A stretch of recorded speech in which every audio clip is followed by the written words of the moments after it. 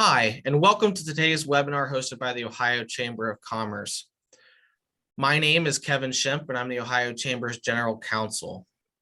Today's webinar will focus on how employers can improve their workplaces and make their work environments more welcoming for all their employees, regardless of their backgrounds, by implementing strategies and best practices on diversity and inclusion. This webinar is approved for 1 hour of CLE credit and 1 hour of SHRM credit. Following the conclusion of the webinar, we will send out an email survey asking for your attorney registration number and other information that will allow us to submit your attendance to the Supreme Court of Ohio. There will also be a similar email for those of you seeking SHRM continuing education credits.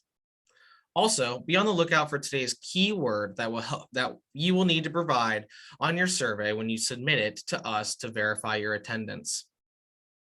Presenting on today's webinar is Rita McNeil-Danish. Rita currently serves as the Taft Law Firm's Diversity, Equity, and Inclusion Strategic Business Partner.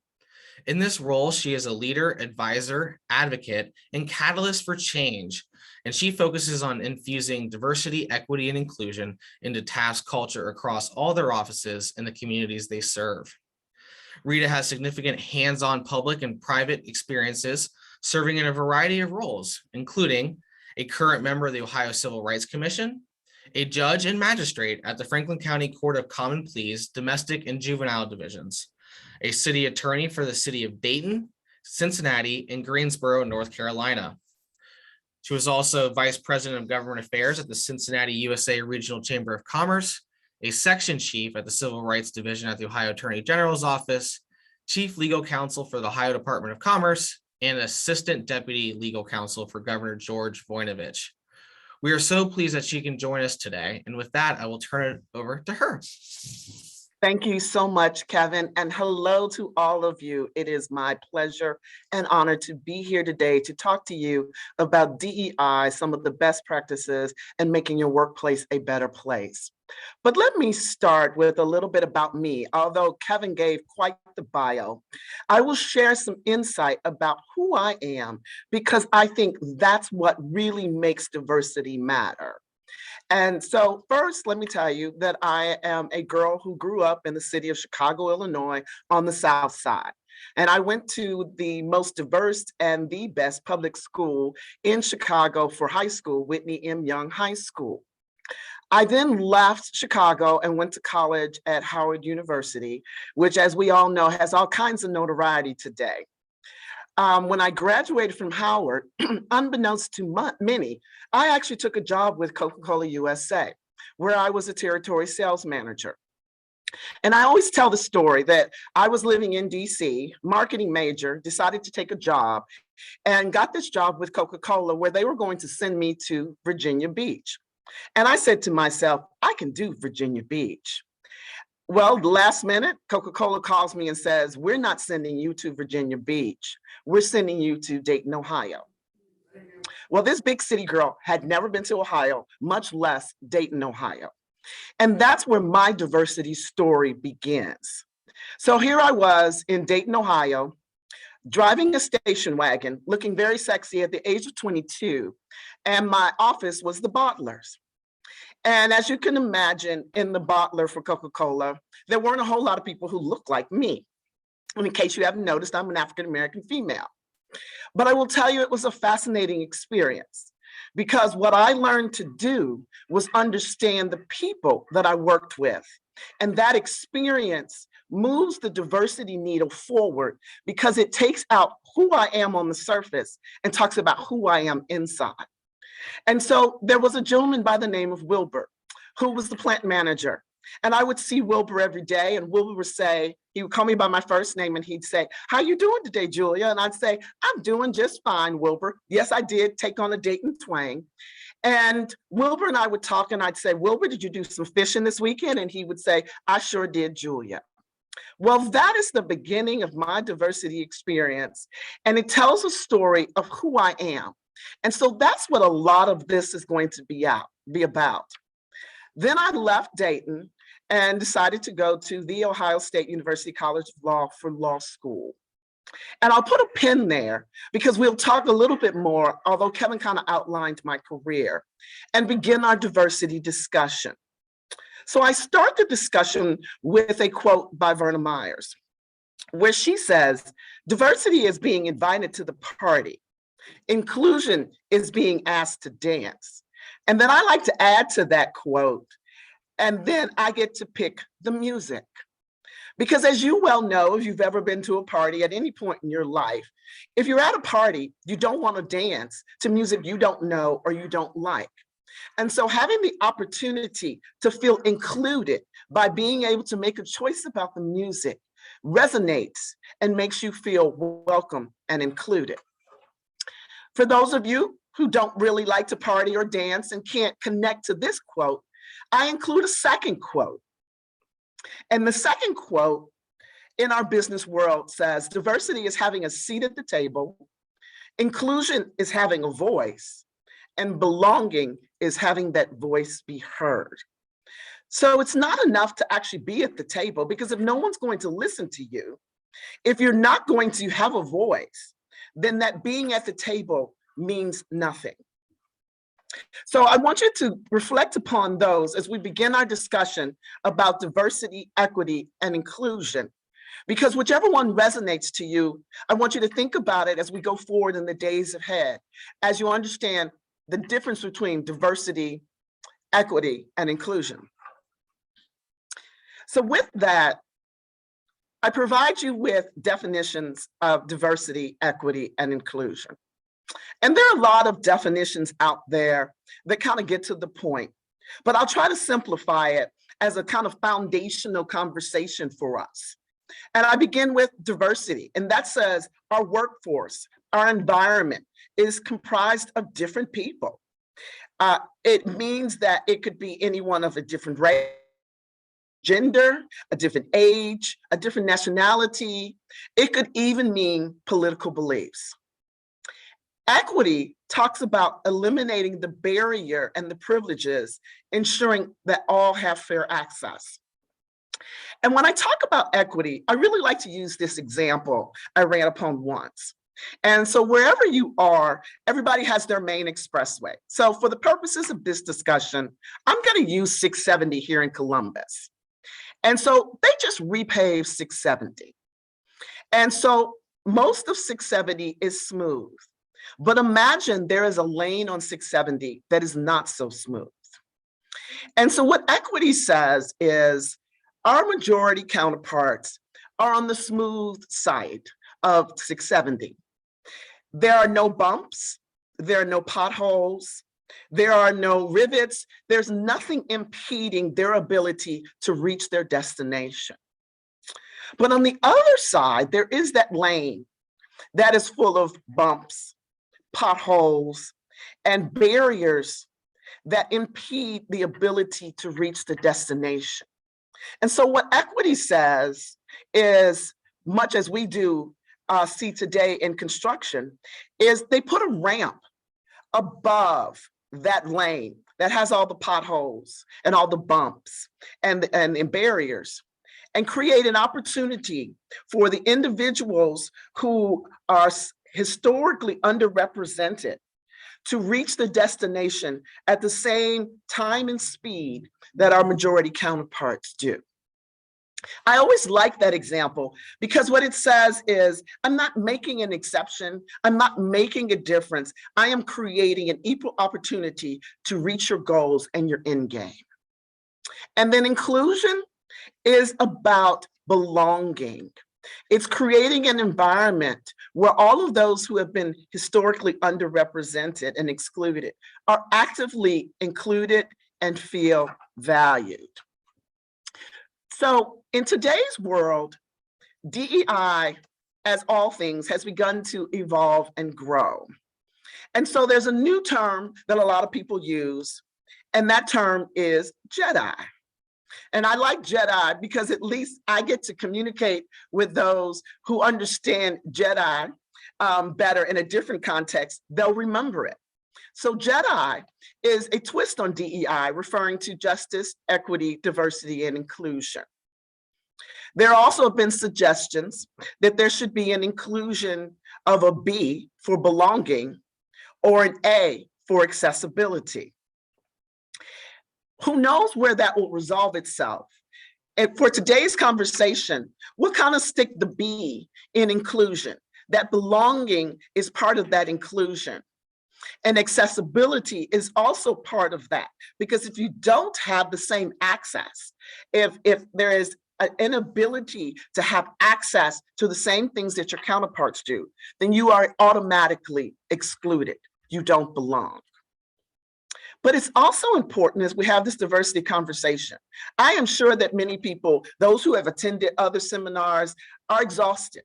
Sometimes they feel like they've heard too much.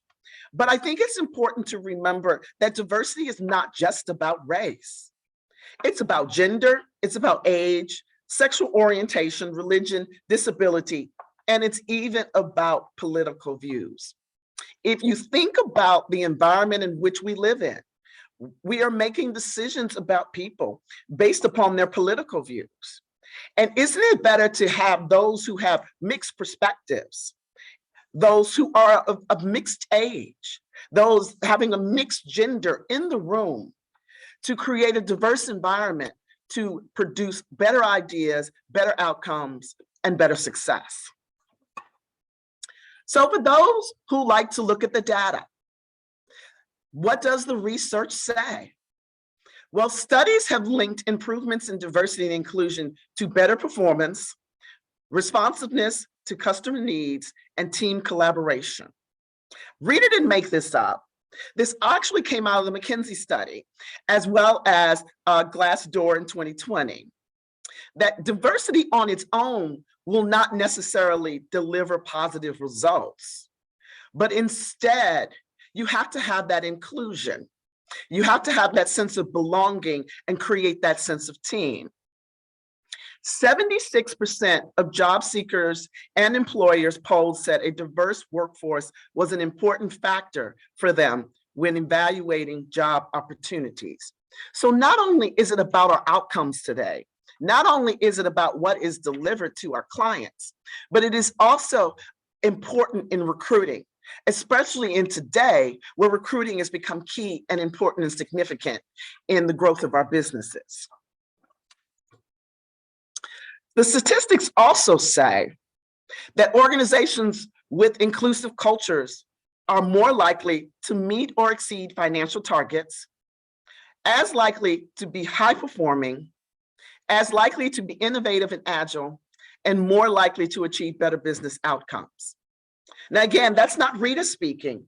That is the data speaking, that it is the truth of the results, and the outcomes are that the organizations who are inclusive, diverse and inclusive, will have higher success in our business environment than those who do not. In particular, as we talked a little bit about just a few minutes ago, when you're talking about recruiting with the Great Resignation and having to fill spots and change things, DEI is becoming an important component of that. But as we talk some more, we're going to talk about some of the best practices as our DEI conversation has begun to evolve in 2022. Belonging. I know I've used that word a couple of times already, but I often say it at my place of work that it is so key and it is so important that there has to be intentional belonging. There has to be that intentional inclusion. So for those of you who know me, I don't really like to tell a whole lot of my story, but I'm going to tell you a little bit of a story that talks to and speaks to the thought of belonging. When I was a young lawyer at an unnamed employer, I remember sitting at my desk on a Friday, and I looked around and I said to myself, nobody's here. Well, you know, it's Friday afternoon, and it was a pretty Friday afternoon in Columbus, Ohio. And I understood why people may be out, but it was strange that everyone was out. And so I asked somebody, where is everybody? And it turns out that most of my colleagues had gone out to play golf. And those were most of the majority colleagues.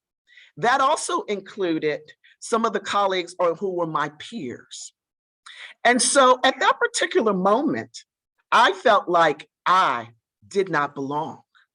There was a sense that I was not included, and perhaps that meant I was not welcome in my particular environment. Because at that particular moment, I had been left out. It wasn't as if I said, I don't want to go. It wasn't as if I said, I don't play golf. No one even bothered to ask.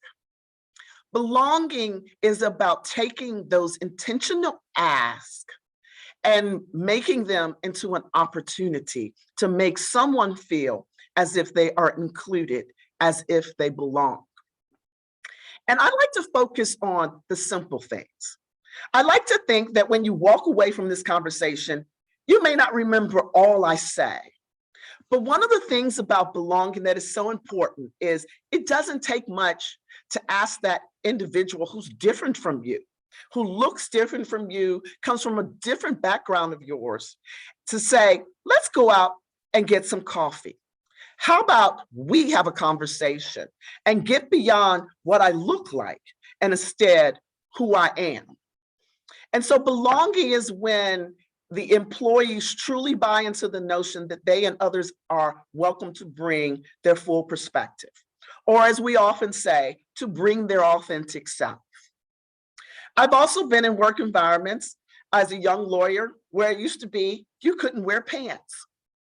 And I remember when the owner of that employer's daughter wore pants. And all of a sudden, pants were then welcome. So there has to be the opportunity to feel as if you get to be you get to be included. And so many who know me know that when I went to another job interview, I wore my red suit. Because for me, as long as I could wear that red suit and there was not an objection, and I still got the job, then I was going to be in an environment where I got to be my authentic self and I got to belong to that environment. So there's the low-hanging fruit of asking someone for coffee, asking someone to lunch, making that intentional effort to reach out. But there's also the very organized opportunity to create mentorships and sponsorships. Well, as of late, there's been a lot of conversation about what is mentorship and what is sponsorship. At my law firm, when a new associate starts, they are assigned a mentor. And that mentor is usually someone in their practice group or someone with whom it is believed they could connect or relate to. The mentor is the person who supports the young associate and helps familiarize them with the law practices, billing, and all those other nuances of working in the law firm. They work with them to help build skills and hopefully reach their destination of being a partner. And so mentors certainly have a vision. It's a very formal relationship, and it certainly has its value.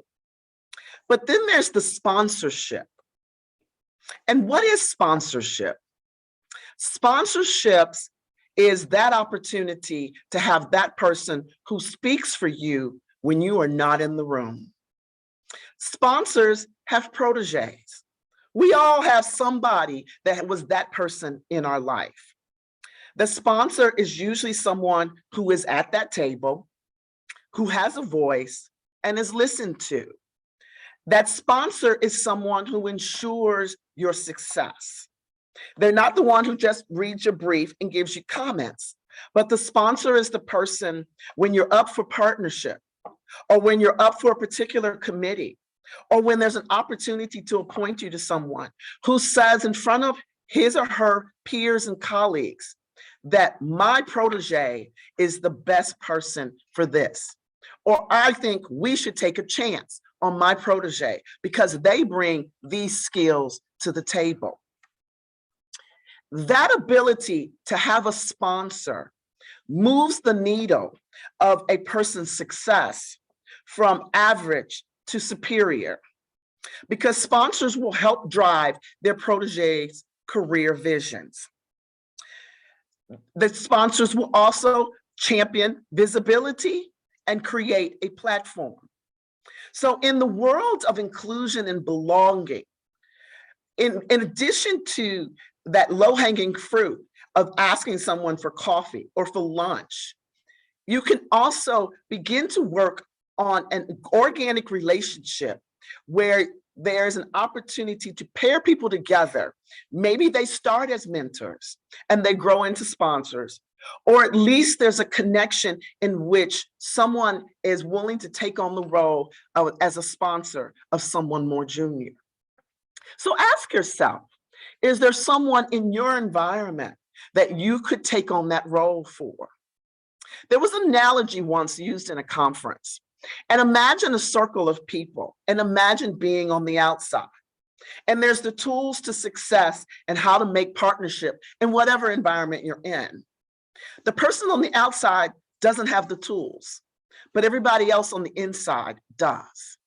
That sponsorship relationship connects that gap for that person who is otherwise deemed on the outside because either no one knows them, no one has taken the opportunity to get to know them, and therefore they are excluded from that conversation.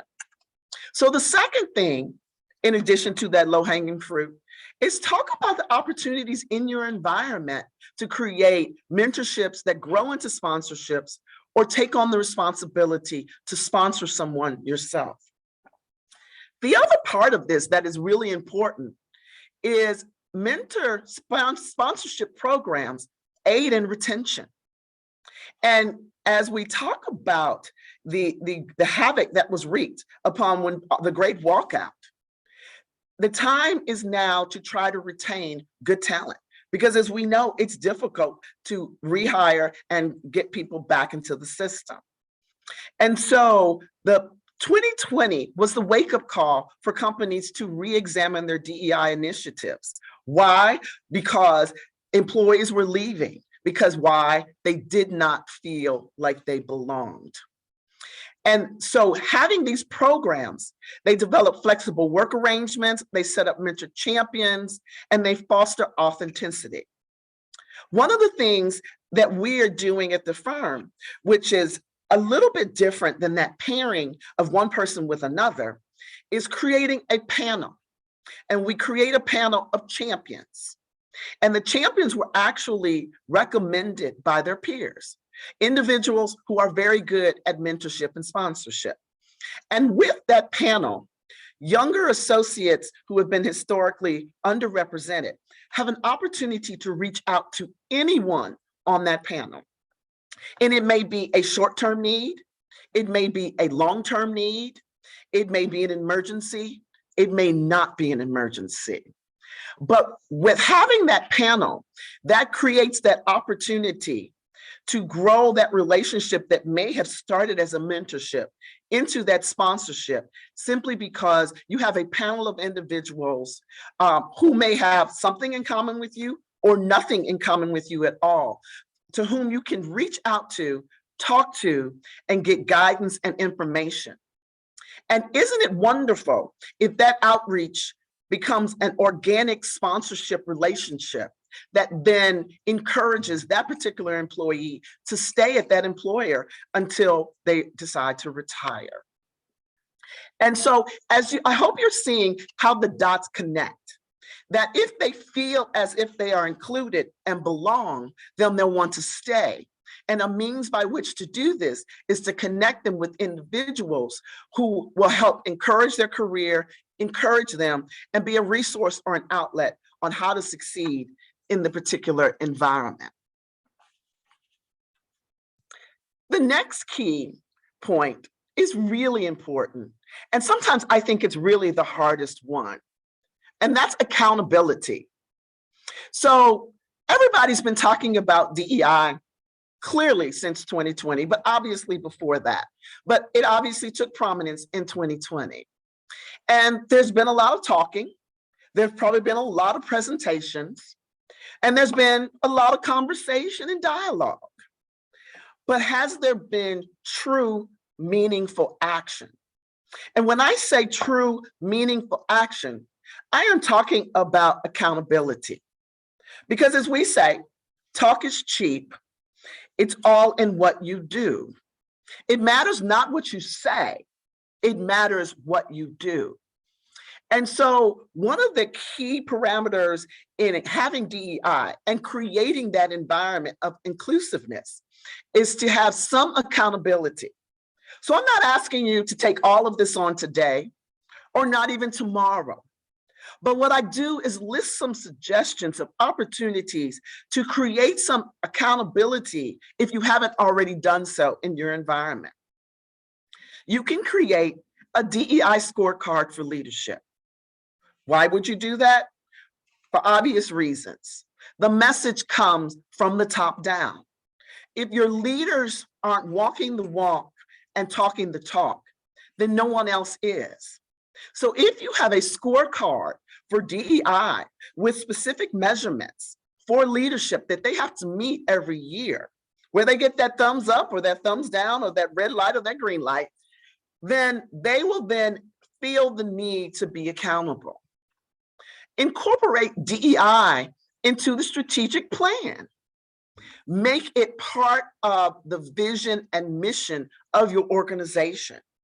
If it's not, no one's going to believe that DEI is a serious component of the work and the workplace. And so it has to be part of the thread of the workplace and the mission and the vision of the organization. One of the things that's really hard to do, and I know this, is directly tie compensation to DEI goals. But imagine the message that it sends, that performance has a component that includes DEI.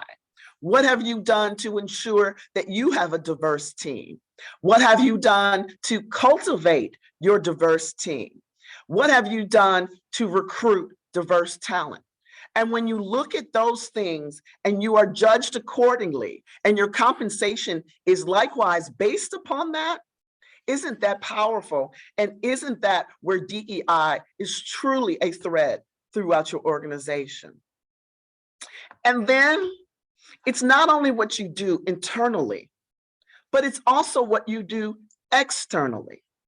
And that's invest in supplier diversity. And that's the space in which I do a lot of my work, to be honest. I work with both my public and private sector clients to create supplier diversity or programs for minority women and small businesses. And the reality is 80% of our world is small businesses. And so the concept is you grow simply by helping our small minority and women-owned businesses grow. If you invest in supplier diversity, making a commitment to a small minority or women-owned business, then you are not only practicing what you preach internally, but you are also practicing what you preach externally. And then that means that you have a culture that is infused with DEI, which then, as I connect the dots again, which then makes for an inclusive environment where people belong, want to work, and stay. So that accountability becomes key. It becomes an important component because otherwise it appears as if all you're doing is talking about it and not doing it. But one of the things that I've learned on this journey is diversity is really about the experience. So I know if you've ever participated in diversity conversations, there have been conversations around unconscious bias, implicit bias. And sometimes that gets really deep. Sometimes that gets really personal. And sometimes, to be honest, people just shut down at the thought of having that conversation. But we learn and we grow through our experiences. So you remember where I started out talking about my job at Coca-Cola. Let's exclude the sexy station wagon I was driving, but let's talk about that time in Dayton, Ohio, working at the bottler. Now, that was an experience that I will never be able to replicate. If you know Ohio, my territory was from Hamilton up to Troy, Ohio. And then I went from the London Correctional Institute all the way to Richmond, Indiana. And I have to tell you that I probably visited every bowling alley, every small mom and pop restaurant, every small, remember we used to have lots of amusement parks, and they were small, but they would be amusement parks with the rides. I think I went to every one of those within my territory in Ohio. And I have to tell you that this city girl who grew up on the south side of Chicago learned so much about the Midwest, about Ohio, and about the people of Ohio. And it no longer became a conversation about me being a city girl. It no longer became a conversation about me being an African-American female. It became a conversation where we began to relate and talk about each other and talk to each other in a way that allows us to surpass those barriers that keep us from moving forward in our diversity growth. So it's really just an experience, but that experience takes intentionality. So you have to create an experience.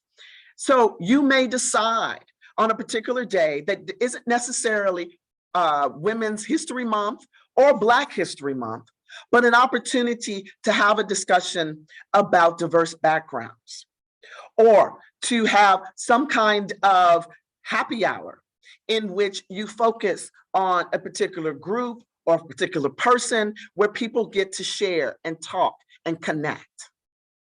And then there's storytelling. So I've already told you one story. I'm out there. I think I'll tell you another story. So again, when I was a younger lawyer, mind you, I'm not as old as it may appear with all of these stories, but when I was, again, a younger lawyer, I went to work for the governor's office. Now, this Chicago girl came to Ohio, as you already know, because of Coca-Cola and then law school. And a friend came to me and said, the governor is looking for some diverse talent. Point one, they were recruiting diverse talent, and asked would I submit my resume, to which I said yes, because this person was not only my mentor, but he was my sponsor. Because why? He was talking about me in the room when I wasn't even there. So when the governor said, I'm looking for diverse talent, and the chief legal counsel was out looking for it, this individual said, I've got somebody for you. Let me get that resume. And so my resume was submitted to the governor's office. Now, it's important to note, for those who know politics, I did not work on the campaign. I did not know the governor. I did not know the chief legal counsel. I don't think I knew anybody on the 30th floor in the governor's office. Well, ultimately, I was hired as assistant deputy legal counsel for the governor. And a year and a half later, my boss comes to me and says, it's time for your review and evaluation. And I got to tell you, you have surpassed the expectations in this job. So we need to talk about your next move.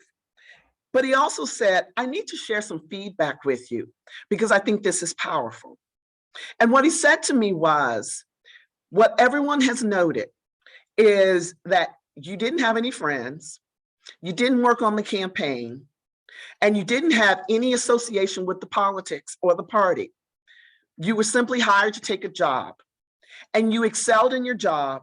You demonstrated loyalty, and for that, we will reward you. So it didn't matter whether I was a brown girl or not a brown girl. I was an African-American female who came into the place and decided to work hard, demonstrate that I could get the job done, and I was a valuable member of the team. And with that receptiveness, I was given the opportunity to move on to be chief legal counsel of one of the largest departments for the state of Ohio.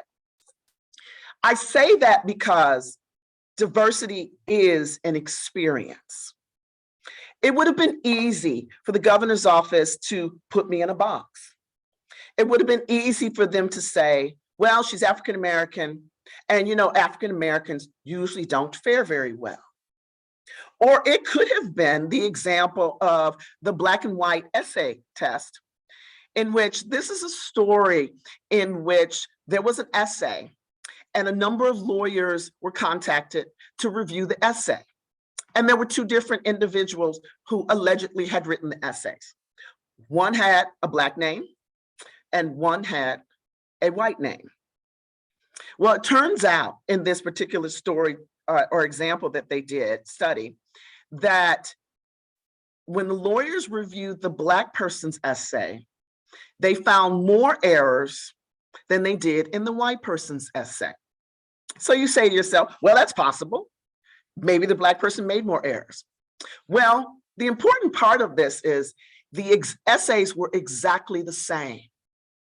And what ended up happening was because of a perception of the Black person's name, there was a decision that they probably made more errors. And so it was scrutinized greater, when in fact, it was exactly the same. And so what that says is having a dialogue, getting past those barriers, not letting those things that can get in your way, having that experience moves you from the surface to the actual diverse opportunity for growth. And so I tell you the story about the governor's office because that's exactly what happened. I didn't get subject to the Black and white essay test. I didn't get put in that box, as I mentioned, and then I got promoted. So it's all about the experience, but then there's engagement.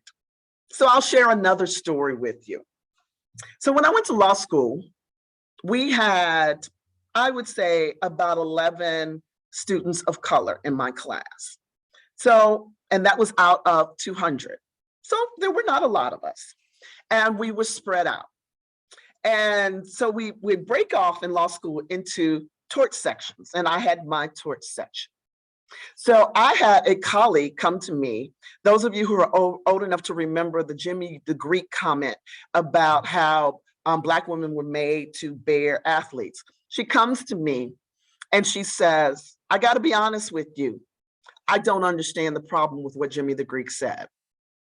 Some people would be offended, but this particular classmate of mine chose to engage, chose to ask the question, chose to inquire so that they could have an experience of greater knowledge.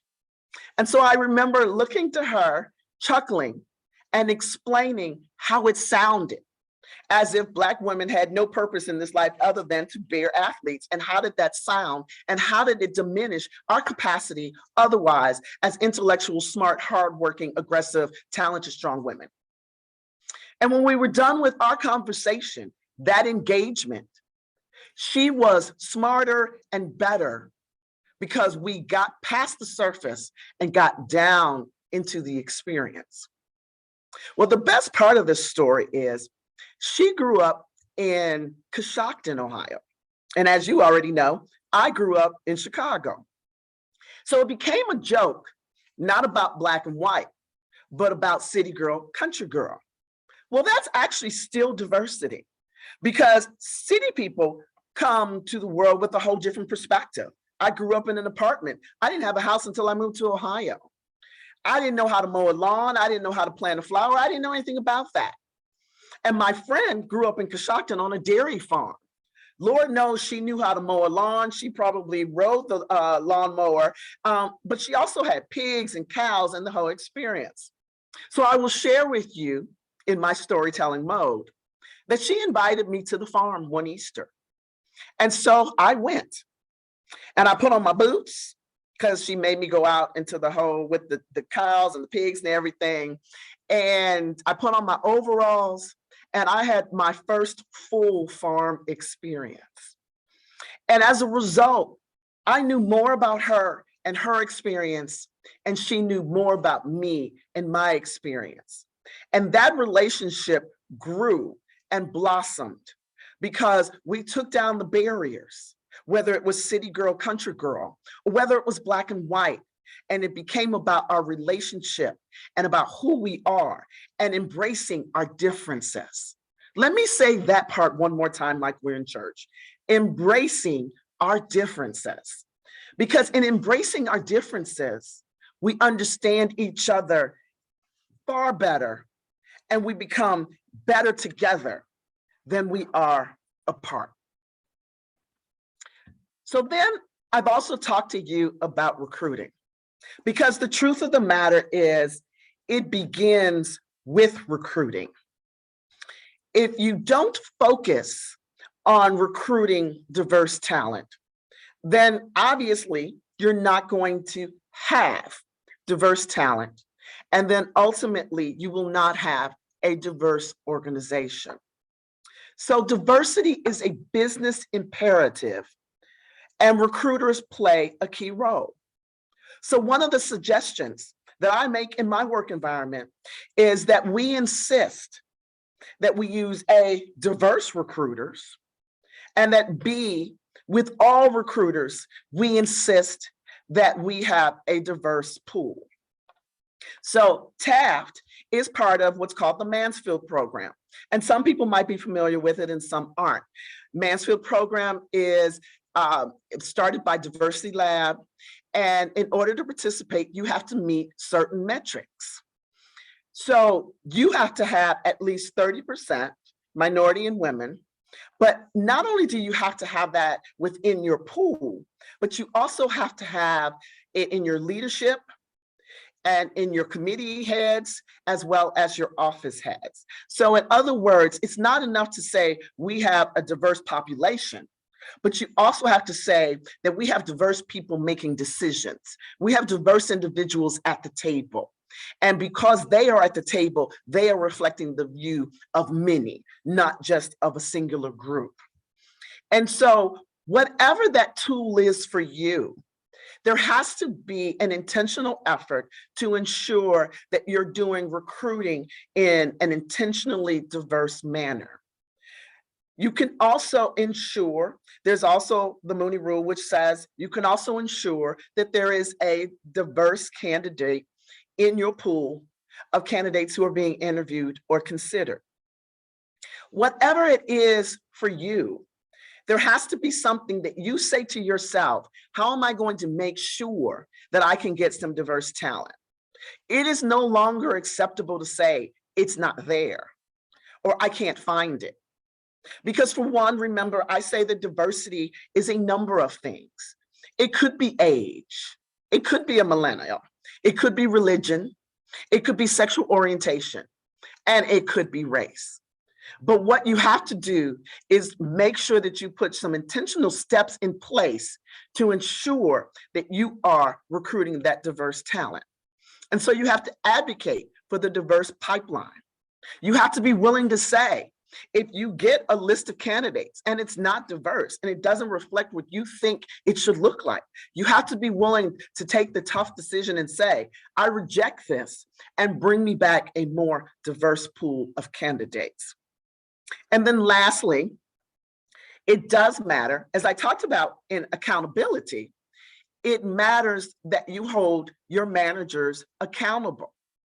And so I said, you either have to be willing to reject those that are sent to you, you have to be willing to insist that there is an inclusion of diverse candidates, and you have to be having your HR managers out there working with recruiters to ensure that they are tapping all the networks, all the options. There are all kinds of organizations, there are all kinds of outreach efforts in which you can ensure that you are reaching diverse candidates. So the one caveat that makes all of this very interesting, because I've talked about a lot of connecting, I've talked about the experience. And in post-COVID, I'm sure some people are saying, but what about all the people who are at home? What about that lack of an opportunity to take them out to coffee? What about that lack of opportunity to actually be face-to-face to mentor and to sponsor someone? The truth of the matter is, this is yet another adjustment we are going to have to make in our new post-COVID world. We are going to have to adapt to the fact that there will be remote workers. But that doesn't mean that we have to lessen our intentionality in ensuring that you have a diverse workplace. Employers have been encouraged to create an environment where remote is acceptable. And I think that is part of our new normal. But there also have to be those touch points, those connection points. There can be those moments at the beginning of a meeting on Zoom or at the end of a meeting on Zoom that allows you to share a little bit about yourself, a little bit about your day, a little bit about your week. But the bonus of our remote environment is hiring is no longer limited to our local environment. We can now expand our reach so that, as I said, that statement that I can't find anybody, that there's no one available, is no longer really an option, because there is the option to spread your wings beyond your locality and go to maybe your urban cores where there are more diverse talent and there are more opportunities to recruit and hire people out of state, even out of country, if it works for your political environment. Widening the hiring pool has allowed employers to recruit in more locations and obviously enhance DEI. But at the end of the day, you still have to connect those dots. You still have to be intentional about making sure you create that experience. And so what I challenge people to do, as I said to you, you may walk out of here with a few tools and tips. You may remember pieces of what I said, but it is a journey, or better said, it is a marathon. And so as a result, you have to make sure that you enlighten yourself and commit yourself to taking one step. If you want to take two, I applaud that. And if you want to take three, there's a gold star for that. But think of all that we've talked about. Think about the fact that there's an opportunity to connect with someone. Think about the opportunity to sponsor someone, and think about the opportunity to make someone feel included. I always suggest to people that if you happen to be that introvert and you say to yourself, I want to learn more, I want to grow, I have provided some additional resources at the end of this presentation, which give you a list of varying resources that you may read, consider, study, and maybe even have a dialogue about. Maybe in your workplace, you want to have 21 days of equity, and you take this vast list that I've given you, and everyone decides to read a different one. Or maybe you decide you have remote workers, but you want to do a book club, because through that book club and people's readings and their understanding of the book, they begin to grasp more understanding about you and therefore create that understanding. One of the things I strongly suggest is the first thing, which is the McKinsey report, which for those of you who want to know the business case, who want to understand the data, the McKinsey report gives you that. Or for those of you who want to examine their implicit bias, who want to understand what is that barrier in you, and all of us have them, that keeps you from connecting to someone because you have decided to make a conclusion about them that didn't really exist. And so I include at the end the Harvard implicit bias test, which you can actually do on your own and actually examine your implicit bias. And that one is fascinating from the perspective that if you understand and recognize your own implicit bias, then you can put a stop to it when you begin to engage with someone else. So I go back to the example that I gave you of me in Coshocton. And I would tell you, I had a certain perception. I'm a city girl, remember, of what country life was like. And I got to tell you, at the end of the day, that getting up at 5 in the morning, working hard, is something I didn't comprehend, nor did I appreciate, nor did I understand. But after having spent that time, that Easter, out there in Coshocton on the farm, I now have a greater understanding than I ever did before. And so that person that was simply a classmate or a colleague is now an amazing friend because we had a shared what? Experience. And through that shared experience, I knew more about living and life and people and struggles than I ever knew before. And with that, the next time I run into someone who says they're from rural Ohio, I'm not going to make the same judgments. I'm not going to make the same conclusions. And I challenge each of us to say, where am I doing that? And how can I create the experience? So in closing, what I would just say to all of you is take that first step in creating an experience. Understand that oftentimes diversity can get frustrating because it's a lot of words at you, and it's a lot of people talking at you. And sometimes it's a lot of people telling you what you're doing wrong.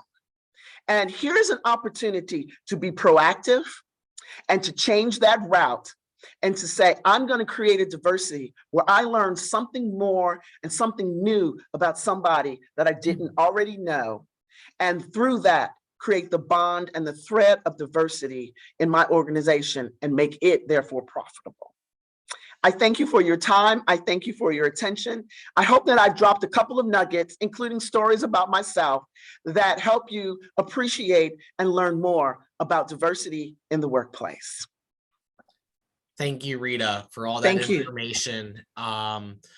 With a couple minutes left, I want to give opportunity for people to ask questions, but also want to give the key word today. The key word will be Taft.